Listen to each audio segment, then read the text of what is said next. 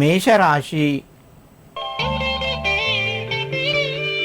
ఈ రాశి వారికి రోజు కొంత అనుకూలంగా ఉంది.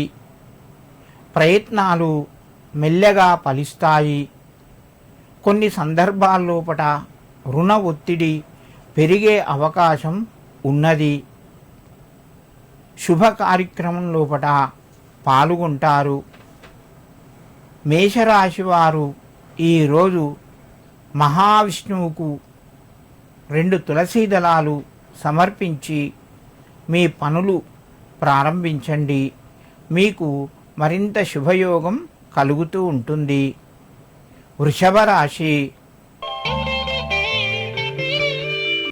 ఈ రాశి వారికి రోజు మధ్యమ స్థాయిగా చెప్పవచ్చును. విందు వినోదాల్లోపట పాల్గొంటారు. మిత్రుల ద్వారా సహకారం అందుతూ ఉంటుంది. కుటుంబ సభ్యుల మధ్యన సహాయ సహకారాలు పెరుగుతాయి. ఆదాయ మార్గము కొంత తగ్గే అవకాశం ఉన్నది. వృషభ రాశి వారు ఈరోజు విష్ణు సహస్రనామాలు వినండి. మీకు కొంత అనుకూలంగా ఉంటుంది. మిథున రాశి.